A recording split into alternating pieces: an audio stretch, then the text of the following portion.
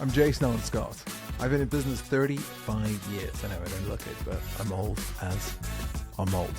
I've sold and been involved in 9 exits. I've started 11 companies, 1 fiasco. Run 7-figure solo business with no staff, and I've distilled everything I've learned from those experiences in 3 decades of building businesses into lessons that truly matter for achieving a rich life. Before we get started, let me tell you about Pitch Capital, who's our headline sponsor for this season. And honestly, something I wish existed 2 decades ago. That's 20 years for those that are paying attention. Look, I've raised capital only 2 times in my entire career, recently for $1 million in 5 days. And I've been on both sides of the table just recently. The fundraising process is brutal. 6 to 12 months of your life gone through decks, emails, rejections, meetings that go nowhere, and emails asking for meetings that go nowhere. Pitch Capital is the world's first AI fundraising platform that automates your entire capital raising journey.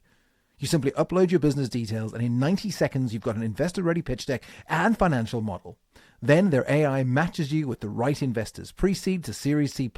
It handles the outreach, the books, the meetings. It books your meetings, and it even closes deals through the secure escrow system. They're compressing that 6 to 12 month nightmare into something that actually works, something that's actually efficient. If you're raising capital or just starting out, check them out. Now let's talk about something that's been on my mind. By the way, season 1 is all about founders that have changed the world. Season 2 will be about the funders that helped those founders change the world. Season 1, episode 1, The Control Paradox, Henry Ford's $500 million obsession. By the way, this is also based on a bunch of books I've read on the subject, the deep rabbit holes that I've gone, and everything you need to learn about these guys. This does not in any way, shape, or form am I saying you should not read these books. In fact, I would suggest reading every single book that I talk about on this. This is it's not Cliff Notes either. It's my greatest findings as an entrepreneur, and I'm looking at it only as an entrepreneur. I want to bear that in mind. I'm not looking at it as a humanitarian. I'm not looking at it as a refugee. I'm not looking at it, which I am. That might come up in further episodes, but I am looking at it as an entrepreneur with the lessons that I wish I had learned, just like I wish I had invested in something like Pitch Capital when I first started. So without further ado, I'm Jason Allan Scott. This is the Jason Allan Scott Show, and this is episode 1, The Control Paradox, Henry Ford's $500 million obsession. Oh, and some of these will be long form, and some of these will be slightly less long form, and in future they'll be kind of short form, so 10 to 12 minutes. But these are a little bit longer because I really wanted to get into it. What if the secret to changing the world had nothing to do with having the best idea, the most money, or the right connections, and everything to do with an obsessive refusal to compromise on what you believe matters most? Henry Ford once told a young high school student, "Young man, I invented the modern age." And this claim sounds preposterous. I'm going to use some big words, by the way. But it's mostly and largely true. This is season 1 of the Jason Allan Scott Show, and we're diving deep into the founders who didn't just build companies. They changed the world. And this is not the sanitized textbook versions. These are real stories. These are the real obsessions, the impossible choices, the philosophies, the things they destroyed to build what they believed really mattered. And today's story is about a man who hated farming but revolutionized the industry, who despised financiers but built the largest privately owned company in history, who destroyed partnerships, alienated investors, and restructured entire industries, all in the service of a single obsession: making the best machine possible at the lowest possible price. Today I'm talking about and pulling from the book I Invented the Modern Age, The Rise of Henry Ford by Richard Snow. And what you're about to hear isn't just history, it's a blueprint for what happens when you refuse to compromise on what you know to be true. Because sometimes the most radical thinking you can do in business is simply refuse to accept the words good enough. Act 1. The spark that changed everything. The meeting that meant the world. Picture this. Your entire career hangs on a single dinner conversation. You've been working days as an engineer, nights building a gasoline-powered contraption in your kitchen workshop that everyone thinks is cuckoo. Truth is, electric cars are the future. They're quiet, clean, and refined. But you're obsessed with this noisy, smelly, internal combustion engine that nobody believes in. And worse, you find yourself at a dinner table with Thomas frickin' Edison. It's August 1896. Ford has been summoned to an Edison conference. His boss points across the table and says loudly, because Edison is half deaf, "Ha! There's a young fellow over there who's made a gas car." Ford believes the statement contains mockery. Here, next to the man who invented electricity, surely he'll be laughed out for his fixation on gasoline. But Edison leans forward, interested. "Is it a four-cycle engine?" he asks. Ford draws diagrams on napkins explaining his make-and-break contact system, his vision for spark plugs. Edison keeps asking questions. Ford keeps drawing and answering. Then Edison bangs his fist on the table so hard the dishes jump. "Young man, that's the thing. You have it. Keep at it. Electric cars must keep near power stations. The storage battery is far too heavy. Steam cars won't do either, son. They need a boiler and a fire. Your car is self-contained. It carries a power plant inside it. You have the thing. Keep at it." Ford later said, "That bang on the table meant the world to me. I had hoped I was headed right. Sometimes I wondered if I even was, but here, all at once, the greatest inventive genius in the world at the time had given me his stamp of approval." This is the moment Ford's obsession crystallized. Not because Edison promised him wealth or fame, but because Edison confirmed that the work itself, the pursuit of the perfect machine, was worth everything that Ford would go on to sacrifice for it. The $75 a month revolution. Ford didn't start with the Ford Motor Company, by the way. He started with 2 car companies, which he left. Before that, not because they failed, but because his partners wouldn't let him build this machine that he had envisioned. Every time someone tried to control his work, he simply walked away. The Ford Motor Company began in June 1903 in a $75 a month wooden factory with 12 workers. They weren't building cars, they were assembling them from parts made by other subcontractors. The Dodge brothers, well, they supplied the engines and the chassis for $250 each. Ford's team would then add the bodies and the wheels. People forget this. They think Henry Ford invented cars. He didn't. But for those entrepreneurs paying attention, for those founders scribbling down notes, this was the ultimate minimal viable product, the MVP. Not because Ford lacked ambition, but because he understood something critical and crucial. Get to market fast. Learn from customers. Improve relentlessly. That's it. That's like Y Combinator's entire world right there. Work out, speak to customers, work on the product or service. John Anderson, one of Ford's lawyers, wrote to his father asking for $5,000 to invest. He wrote to his dad and he said, "Mr. Ford is recognized throughout the country as one of the best automobile mechanical experts in the United States." Anderson's father visited the factory. He got stuck in a park during his first test drive, but he invested anyway. And yes, that $5,000 paid off. It eventually netted Anderson $17 million. But here's what's remarkable. Ford wasn't doing it to get rich. He was trying to solve a problem that obsessed him. Transportation was for the wealthy, and Ford wanted to democratize mobility itself. Just like I hope this show democratizes business knowledge so that anyone can start a business. The partner who changed everything. Ford's greatest asset wasn't his engineering genius. Truthfully, the more you read about him, the more you know this to be true. What you know to be true, what history has shown to be fact, is a gentleman called James Couzens. A man as difficult and as uncompromising as Ford himself. You see, Couzens was a railroad car checker who worked through ice storms, chipping frozen seals or freight cars, while his colleagues wrote indistinct and moved on. When he became the freight office manager, his employees said his sole annual smile signally spring breaking on Link Erie. What does that mean? I remember writing that down. It just meant that seeing him smile once a year was as incredible as the spring breaking through the lake of Lake Erie. In other words, he hardly smiled. He was hardly happy. He just did the work and never stopped, where others would have and did. Another man to pay attention to is Alexander McElmson,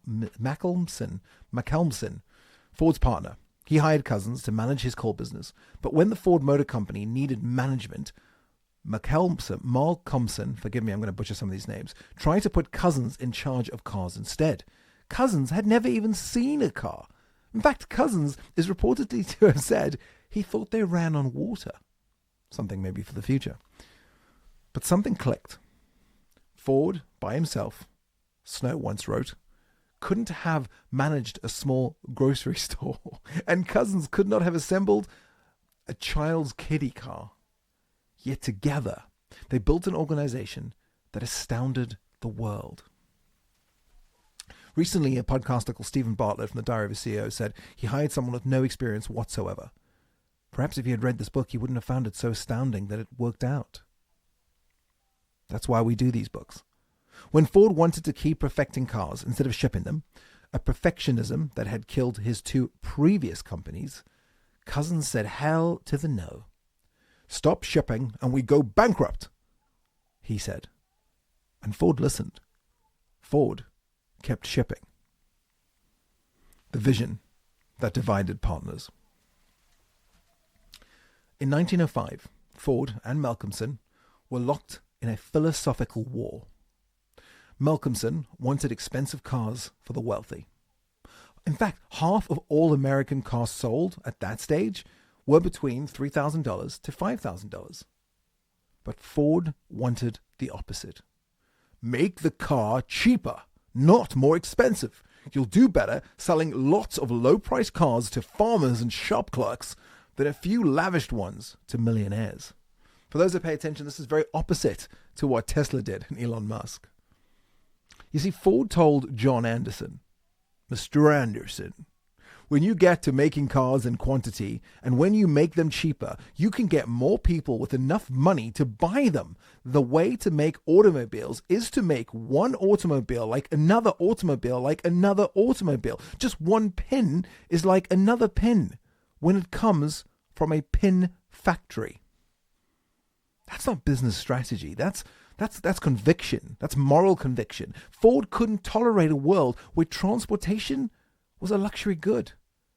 The work demanded democratization. It needed to be spread far and wide. When Malcolmson tried to force Ford to build expensive cars, Ford maneuvered him out of the company. Malcolmson got $175,000 for his share, a 17 times return, by the way, in just 3 years. And it helped. In fact, he held on to it for 10 more years. If he had held on to it for 10 more years, he would have made $100 million. Sometimes it's good to hold. Ain't that right to all my crypto friends? Act 2. The pattern that destroys. Here's what I've learned from 35 years in business and 9 exits. The very qualities that enable extraordinary achievement can also become your greatest limitations. Ford's story is a masterclass in what happens when someone is so committed to their vision that they'll destroy partnerships, alienate allies, and restructure entire industries just to maintain control. But here's what's fascinating. Ford's need for control wasn't rooted in his ego or his greed. It was rooted in a conviction that the work itself demanded uncompromising excellence. Consider his treatment for a second of Malcolmson. On paper, Malcolmson was essential. He provided the capital, just like Pitch Capital, our sponsor. The connections, just like Pitch Capital, our sponsor. The business acumen that made Ford Motor Company possible. But when Malcolmson tried to direct Ford's vision towards expensive cars, Ford would not compromise. This wasn't about business strategy. It was about conviction. Ford saw transportation as a human right, not a luxury good. Building expensive cars for wealthy customers, sure, of course it'll be profitable. We've proven that with time, but it would have betrayed the deeper purpose, his philosophy that drove his work. So he destroyed the partnership. He burnt the bridges. This pattern repeated through Ford's career. Anyone who tried to control his work, whether that be investors, partners, even government regulators, faced the same fate as Malcolmson. Ford would rather walk away from millions than compromise on his core vision. Let's talk about the James cousin exception. There's always an exception to every rule, and one partnership thrived. Ford and James Cousins. They worked together for over a decade. They built the Model T into the most successful product in American history. And why does this relationship work when so many others failed? Because Cousins shared Ford's commitment to excellence. He just expressed it differently. When Ford wanted to perfect cars or to perfect cars endlessly before shipping them, to get them completely right, Cousins pushed back and said, no, not because he's greedy, but because he understood that perfection without delivery is just another form of failure. Procrastination without shipping is just another form of failure. Cousins got to the factory at 7 a.m. and stayed till 11 p.m. most nights. He wrote seductive advertising copy, intimidated workers and suppliers into excellence, and once berated Malcolmson so thoroughly for giving a customer a discount that Malcolmson paid the difference from his own pocket. The partnership worked from both men because they served the work itself, not their egos. Cousins later wrote, Ford couldn't manage a grocery store and I couldn't assemble a kiddie car, but together we built something that astounded the world.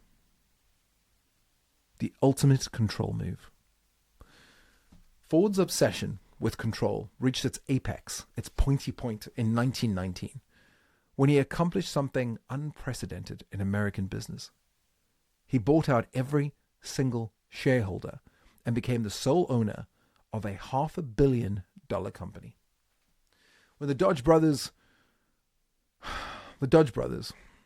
they sued Ford for paying low dividends, wanting to distribute his $40 million to shareholders. Ford's response was characteristically extreme. He announced his resignation as president and let it leak that he was starting a brand new company, and that brand new company would start a $400 car. This panicked the shareholders, and they began selling. Ford's agents approached each one, buying their shares at premium prices. John Anderson got $12.5 million. James Cousins got $30 million. The estate banker of John Gray, well, he collected $26 million.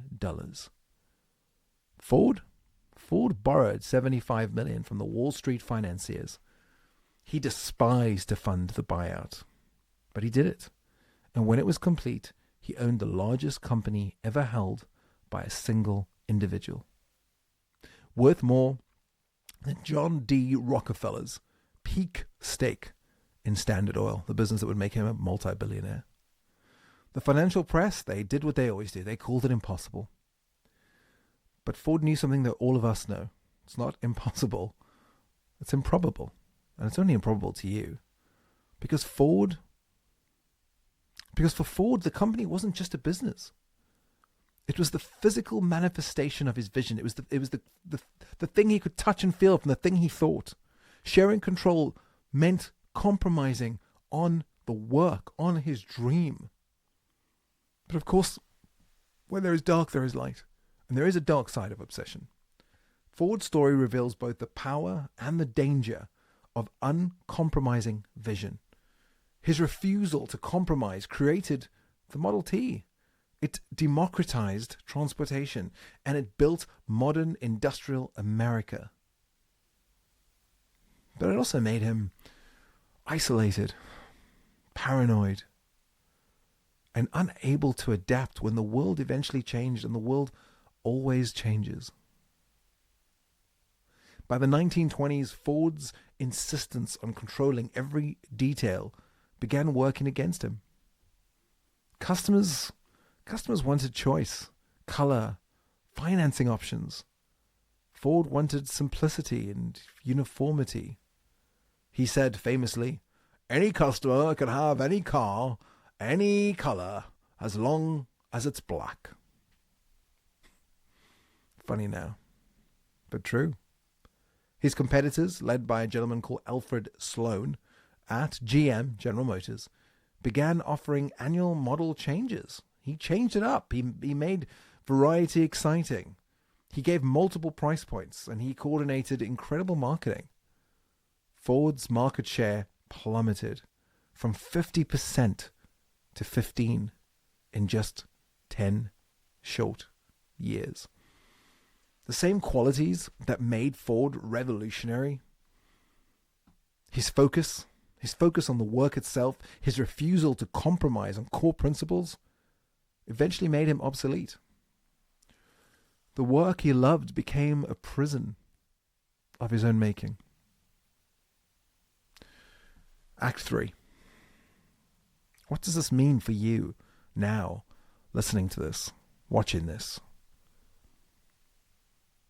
What can we learn from Ford's extraordinary rise and gradual fall? How do we channel his obsessive energy without becoming tyrants, trapped by our own vision? This is a philosophy show, even though it sounds like a business one.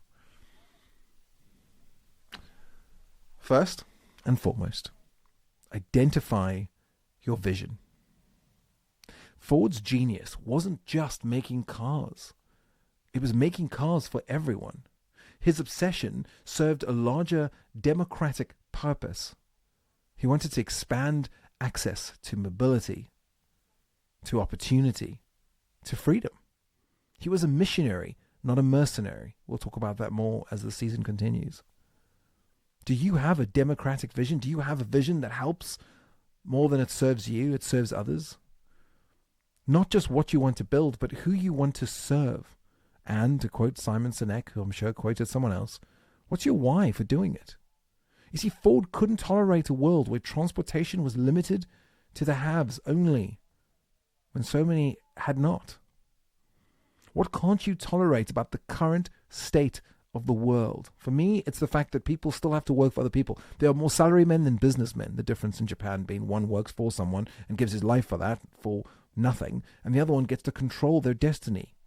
They're one-person empires versus the opposite, where they work for an emperor because they have no creativity or innovation or bravery to try. The second thing we can learn from our man is find your anti-partner. You see, Ford succeeded not because he found people who agreed with him, but because he found people who shared his commitment to excellence while challenging his methods. Cousins wasn't a yes man. He was someone who could say no to Ford when the work demanded it, when the work begged for it. Who in your life right now cares about your work enough to tell you the hard truths? Who shares your vision but challenges your execution? The best partnerships aren't built on agreement. They're built on shared commitment to something larger than either partner. Third, tres, nung song sam. Three, distinguish between principles and preferences.